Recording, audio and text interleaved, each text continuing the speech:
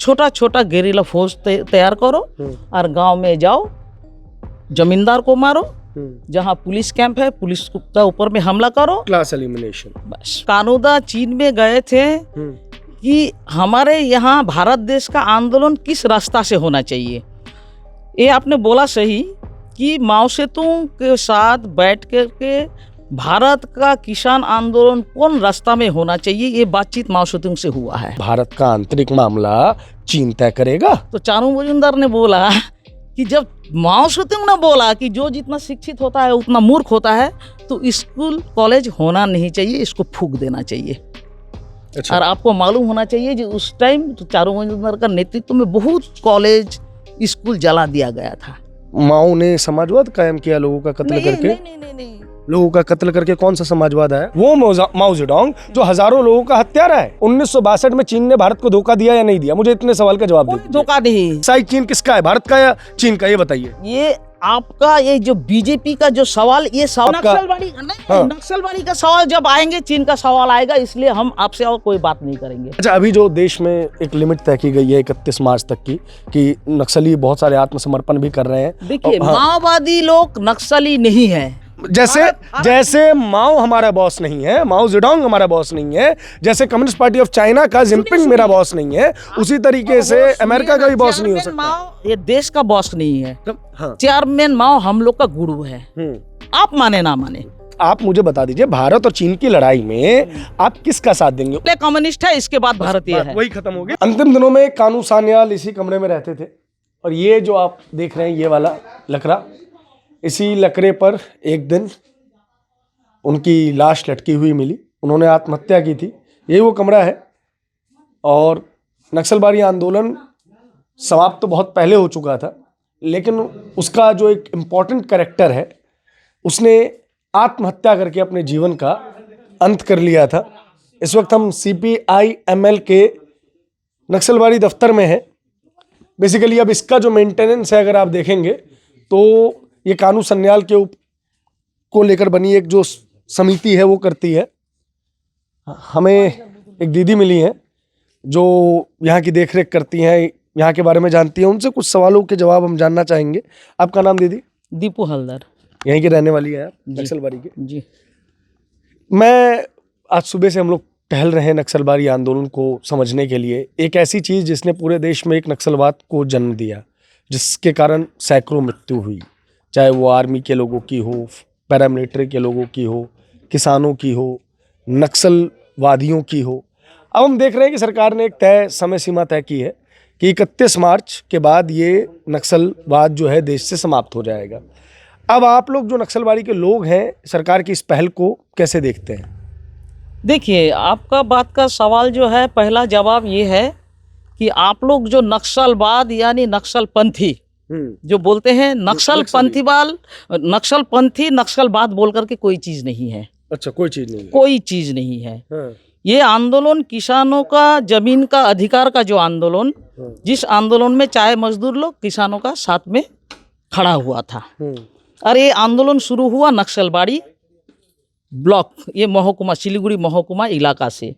और ये जो नक्सलपंथी बोलिए चाहे नक्सलवाद बोलिए, ये नाम दिया हुआ है सरकार का और रिपोर्टर लोग का।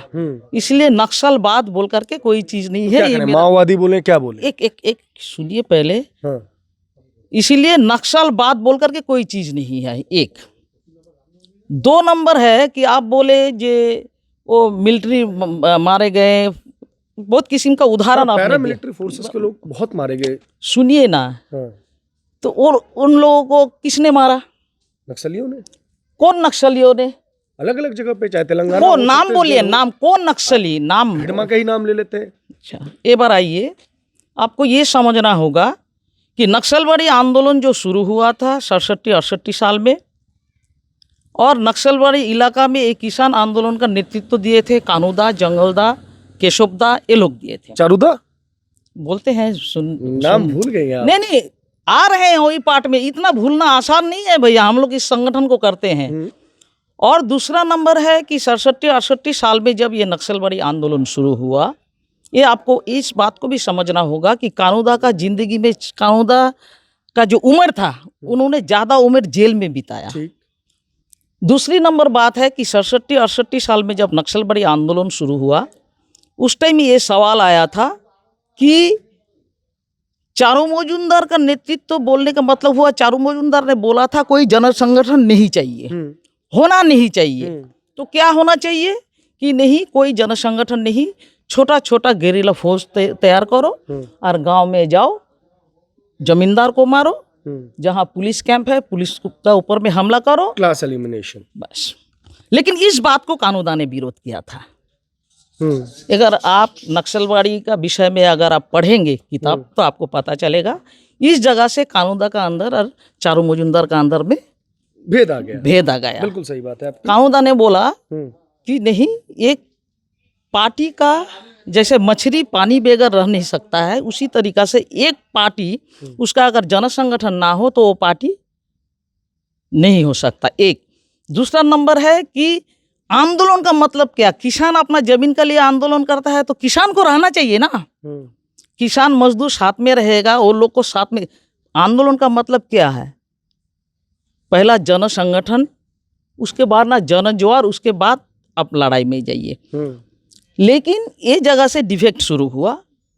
फिर भी सवाल आया कि नहीं, कानूदा ने बोला था नक्सलवाड़ी का लाइन, इस बात को समझिएगा, जे नक्सलवाड़ी का लाइन और चारू मजूमदार का लाइन दो अंतर है। चारू मजूमदार का लाइन था जो आपको हमने बोला, गेरिला फौज तैयार करो और जमींदार को मारो और पुलिस सशस्त्र विद्रोह तुरंत ही। और कानूदा का कहना था कि हम लोग को आंदोलन करना होगा जनता का बीच में रहकर, इसलिए जन संगठन चाहिए, चाहे किसान संगठन हो, युवा संगठन हो, होना चाहिए। देखिए, आपकी बातें तो बड़ी प्यारी प्यारी हैं और आपकी उस बात से भी मैं उस बात को भी मैं सत्य मान रहा हूँ कि इन दोनों के बीच में इस बात को लेकर मतभेद थे। लेकिन कालू सान्याल जो हैं वो नेपाल के रास्ते चीन जाते हैं, वहाँ माओ जेडोंग के साथ रहते हैं, वहाँ सशस्त्र जो शिक्षा है यानी कि बंदूक चलाना सारी चीज़ें वो सीखते हैं। तो ऐसा तो नहीं कह सकते ना कि सशस्त्र आंदोलन में उनका भरोसा नहीं था या वो गोली चलाने वाले व्यक्ति नहीं थे।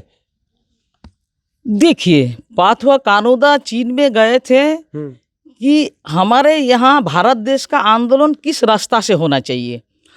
ये आपने बोला सही कि माओ सेतुंग के साथ बैठ के भारत का किसान आंदोलन कौन रास्ता में होना चाहिए, ये बातचीत माओ सेतुंग से हुआ है। अब मैं आपसे पूछना चाहता हूँ, भारत का आंतरिक मामला चीन तय करेगा? अरे आप पहले बात को सुनिए। नहीं, तो जब 6 महीना बाद में कानूदा लोग वापस आ रहा है, उस टाइम में माओ सेतुंग ने बोला था कि आपने जो भी आप सीखा है यहाँ छोड़ के जाइए, आपका भारत का क्रांति आपका भारत का परिस्थिति अनुसार होगा, आपने जो यहाँ सीखा वो यहीं पर आप छोड़ के जाइए। लेकिन यही जगह में सवाल है कि उस जगह में जाने के बाद माओ सेतुंग ने ज्योति बाबू का बारे में पूछा था, ये आपको मालूम है? नहीं मालूम है। ज्योति बाबू का बारे में माओ सेतुंग ने पूछा था कि वहाँ क्या हाल है, तो कानूदा ने रिपोर्ट किया कि ये, तो कानूदा ने बोला, माओ सेतुंग ने बोला था कि हाँ, जो जितना शिक्षित होता है वो उतना मूर्ख होता है। अच्छा, बात को समझिएगा। तो जो जितना शिक्षित होता है वो उतना मूर्ख होता है। ये बात जब वापस इधर आया तो चारू मजूमदार ने बोला कि जब माओ सेतुंग ने बोला कि जो जितना शिक्षित होता है उतना मूर्ख होता है, तो स्कूल कॉलेज होना नहीं चाहिए, इसको फूंक देना चाहिए। अच्छा। और आपको मालूम होना चाहिए कि उस टाइम तो चारू मजूमदार का नेतृत्व में बहुत कॉलेज स्कूल जला दिया गया था।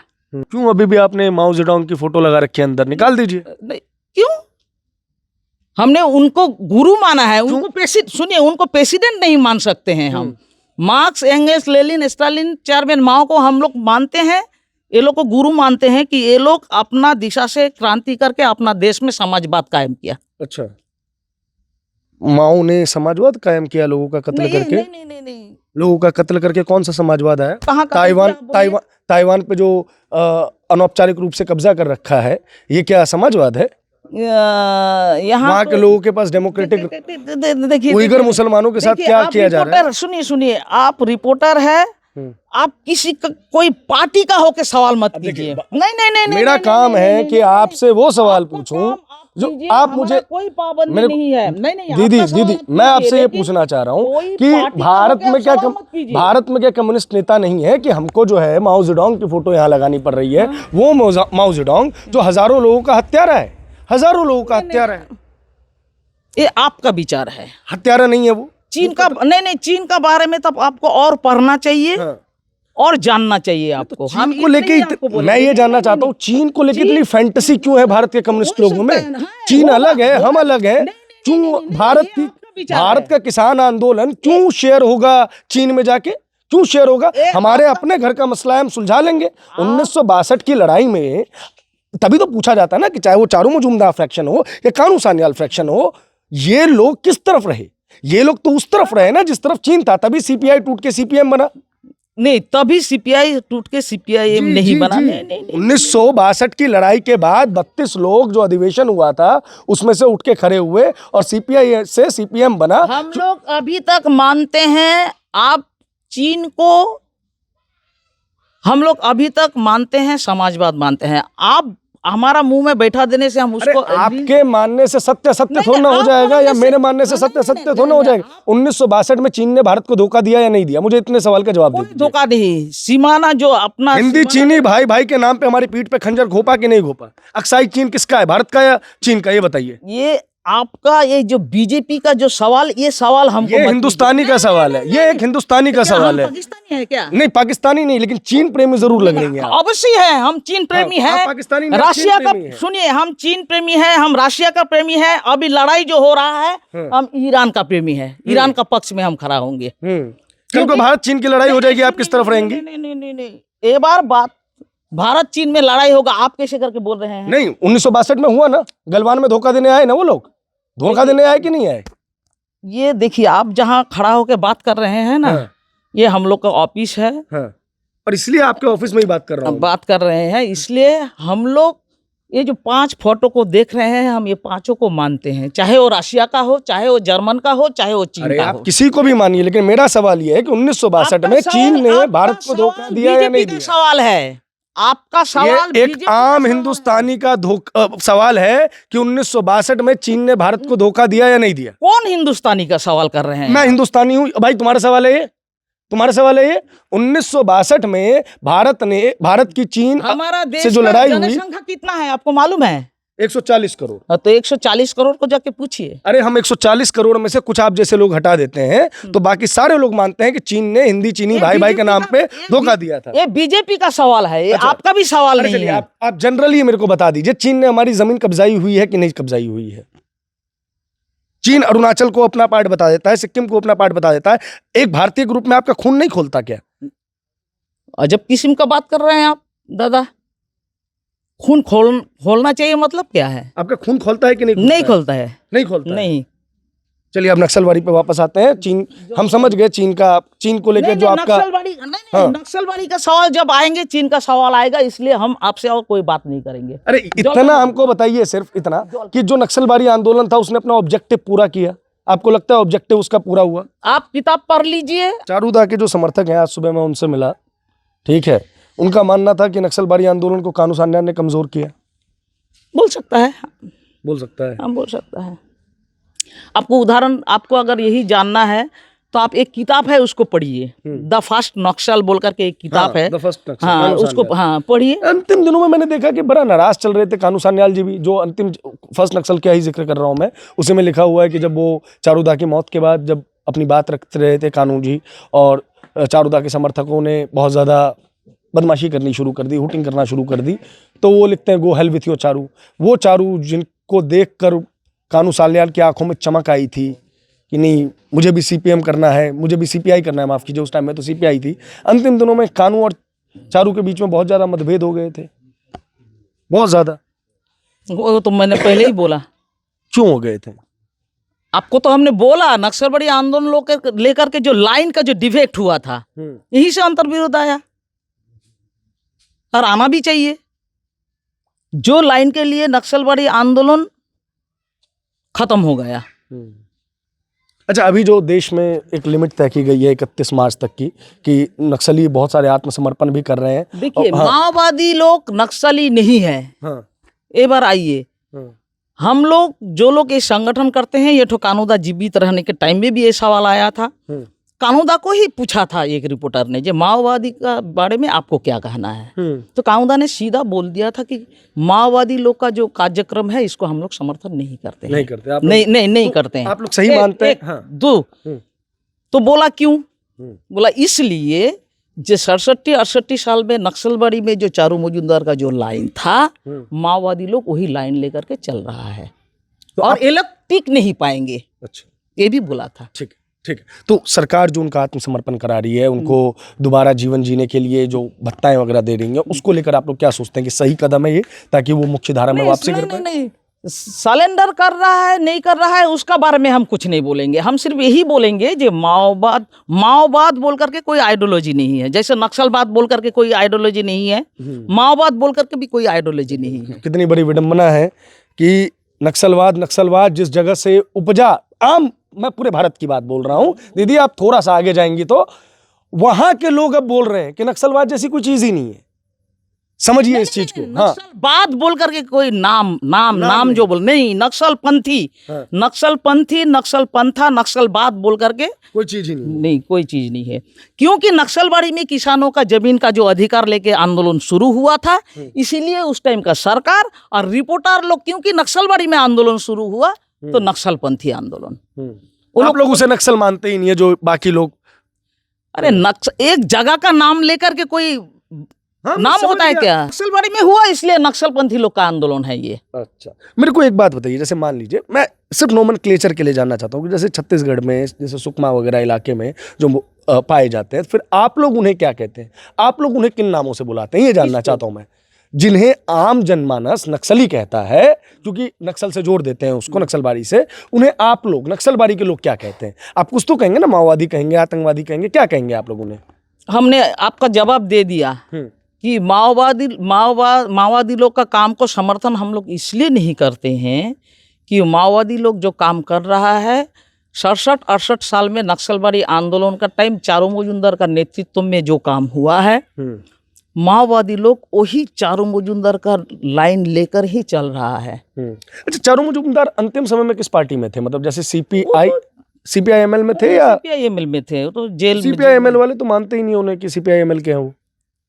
अद्भुत बात है, 1979 में CPI-ML तैयार हुआ है कलकत्ता में। चारू मजूमदार वो मंच में थे और कानूदा को देके घोषणा करवाए थे कि आज ये मीटिंग से CPI-ML का गठन होता है। तो फिर चारू मजूमदार कहाँ थे? मैं उनके समर्थकों की बात कर रहा हूँ। कहाँ थे, मेरा ये सवाल है। तब जो मंच में आपको दीपक विश्वास बोल करके एक था, वो गुजर चुका है।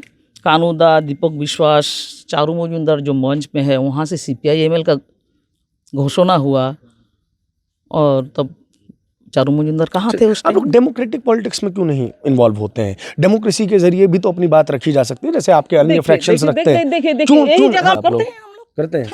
फांसी दवा में खड़ा हुआ है। अच्छा, वो लोग तो मना कर रहे थे कि वो लोग तो इलेक्शन में विश्वास ही नहीं रखते हैं। नहीं, आप देखिए, फांसी दवा में कैंडिडेट दिया है CPM का साथ में मिल के।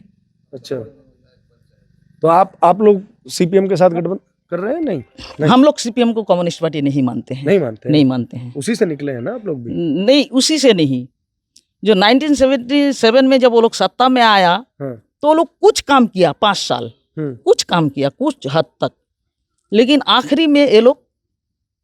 और TMC को क्या मानते हैं आप लोग? ये तो पूरा भ्रष्टाचार है, पूरा भ्रष्टाचार। क्योंकि जिसका आपको पूरा मंत्रिसभा जेल में, ज्यादातर शिक्षा में बोलिए और रेशन घोटाला में बोलिए, नौकरी देने में बोलिए, सब जेल खट के आया है।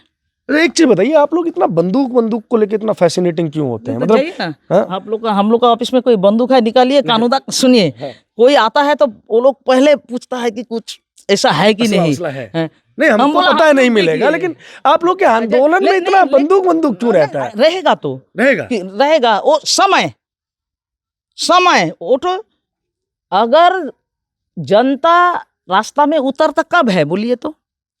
67-68 साल में जनता क्यों रास्ता में उतरा था? क्योंकि उस टाइम का बटाईदार को जमींदार का हाथ का मार खाना पड़ा, उसको बटाईदार को उसको हक नहीं मिल रहा था। तो आप पूछिए ना, यहाँ तो है, उसके लिए हत्याएं कर दी जाएंगी जमींदार की। आप ये नहीं बोल पाएंगे नक्सलबाड़ी में किसी को हत्या कानूनदारों नहीं किया है। आप दिखाइए, कानूनदार ने नहीं किया, लेकिन समर्थकों ने तो किया ना। कौन समर्थकों ने किया? अद्भुत बात है, कौन समर्थक बोलिए ना। सबसे पहला नाम ले लेते हैं, एक ईश्वर तिर्की थे जिनके ऊपर जानलेवा हमला हुआ, उन्होंने भी सामने से हमला किया। उसके बाद गणेश नाम करके व्यक्ति थे जिनको श्रमिक जो आपकी कोर्ट बैठती है उसके अंदर फांसी की सजा सुना दी गई और बकायदा उनका गर्दन काट दिया गया, गर्दन काट दिया गया। पहला तो ईश्वर तिर्की का बारे में जो आपने बोला, हाँ, तो उसको हटा देते हैं, वो चूंकि कांग्रेस नेता है, बड़ी चीज है, लेकिन नहीं गणेश नहीं का नहीं बताइए। नहीं नहीं नहीं, कांग्रेस नेता हो सकता है, इसमें कोई। ईश्वर तिर्की का बटाईदार को पहले ईश्वर तिर्की का गुंडा लोग मारा था, क्योंकि वो सारी फसल लेके अपने पास चला गया था। ये जरूरी नहीं था ना, एक बार बैठ के बातचीत हो सकती थी, चर्चा हो सकती थी। नेता ने बोल दिया कि भाई फसल पे तुम, जमीन पे तुम कब्जा कर लो, किसी की जमीन पे अचानक आप कब्जा कर लेंगे। अच्छा बोलिए, तो आपका उम्र कितना है? मेरी उम्र 29 साल है। 29 साल। नक्सलबाड़ी आंदोलन शुरू हुआ कितना साल हो गया? बोलिए। ऐसे तो मैं आजादी पे बात नहीं कर सकता। स्टालिन और माओ पे तो बात करना ही अपराध हो गया। जैसे आप माओवादी बोल रहे हैं, ये तो बीजेपी का बात है। अरबन नक्सल यानी शहरी नक्सल। मैंने एक बार भी अर्बन नक्सल वर्ड यूज नहीं किया, लेकिन CPIM, इसमें M क्या है? CPIM हमारा पार्टी नहीं है। आपका पार्टी नहीं है? क्या CPI माओइस्ट नहीं है इस देश में? ये बताइए मुझे, है या नहीं है? माओइस्ट करके पार्टी है कि नहीं है? इस देश की बात कर रहा हूं मैं। कम्युनिस्ट फ्रैक्शन की पार्टी है कि नहीं है? आपकी हो या ना हो, तो ये मेरी भाषा नहीं है, ये वो भाषा है जो आप लोगों ने इस देश को दी है, वरना इस देश को कम्युनिस्ट के बारे में पता कैसे चलता? क्यों नहीं पता चलेगा? 1962 युद्ध में आपके अधिकतर नेता जो है वो चीन समर्थक निकले। अच्छा एक बार तब आपको सवाल, एक बार हम आपको एक सवाल करते हैं कि ये जो वर्तमान स्थिति में जो आपको इजराइल और अमेरिका, ईरान का जो लड़ाई है, ठीक है, अमेरिका का राष्ट्रपति क्या मेरा राष्ट्रपति है? बिल्कुल नहीं है। इजराइल का प्रधानमंत्री क्या हमारा प्रधानमंत्री है? फिर वो लोग का सामने में हमारा माथा क्यों? ईरान का आयतुल्ला भी मेरा आयतुल्ला नहीं है, आपस में लड़े दोनों, मेरे को क्या मतलब? नहीं, मुझे क्या मतलब ये बताइए ना। मैं ईरान के लिए क्यों रहूं इस देश में? इजराइल के साथ मेरी आर्मी इक्विपमेंट्स के लिए जो सामान आते हैं और टेक्नोलॉजी आती है उसके अंदर डील्स होती हैं। अमेरिका के साथ हमारी कभी साझेदारी रहती है, कभी नहीं रहती, जो भी चीज है। भारत एक गुट, सुनिए, भारत एक गुट निरपेक्ष। अमेरिका का प्रधानमंत्री हमारा दोस्त हो सकता है, बॉस नहीं है। बिल्कुल नहीं है बॉस नहीं है। भारत कैसा चलेगा ये? जैसे माओ हमारा बॉस नहीं है, माओ जेडोंग हमारा बॉस नहीं है, जैसे कम्युनिस्ट पार्टी ऑफ चाइना का जिनपिंग मेरा बॉस नहीं है, उसी तरीके से अमेरिका का भी बॉस नहीं हो सकता। माओ ये देश का बॉस नहीं है। हाँ। चेयरमैन माओ हम लोग का गुरु है। आप माने ना माने ये तो आपका बात है। जैसे आप प्रधानमंत्री को बोल सकते हैं कि 36 इंच सीना का आदमी है, 56 इंच का। हाँ। हम नहीं मानते। मत मानिए, लोकतंत्र यही तो है। फिर हम लोग लेकिन सुन, मैं क्या कह रहा हूं, जब भारत और चीन दो देशों की बात आएगी तो आपकी निष्पक्षता पे, आपकी भारतीय होने पे सवाल उठेंगे ना। फिर क्यों आप भारत और चइन के युद्ध में किसका साथ देंगे? तो हम भारतीय आप मुझे बता दीजिए, भारत और चीन की लड़ाई में आप किसका साथ देंगे? 1962 में चीन ने मेरी जमीन, भारत की जमीन कब्जाई या नहीं कब्जाई? आप इस सवाल का जवाब दे दीजिए बस।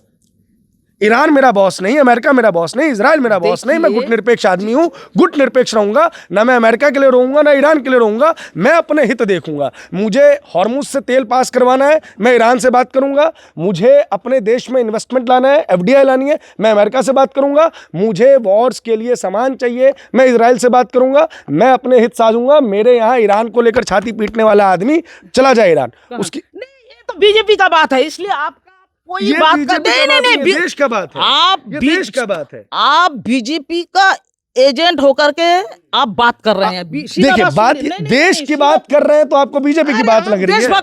आप देशभक्त, देश की बात, हम लोग देश विरोधी हो गए। आपको मैं क्या कह रहा हूँ, एक सवाल का जवाब दे दीजिए मुझे, बस बहुत छोटी सी बात। 1962 में, हाँ मैं देशभक्त हूँ। बस आप देशभक्त हैं, ठीक है। लेकिन हम लोग, जो लोग कम्युनिस्ट पार्टी करते हैं, जो लोग नक्सलवादी आंदोलन, आप कम्युनिस्ट पहले या भारतीय पहले? कम्युनिस्ट है, इसके बाद भारतीय है। वही खत्म हो गई। बहुत बहुत शुक्रिया, बहुत बहुत धन्यवाद।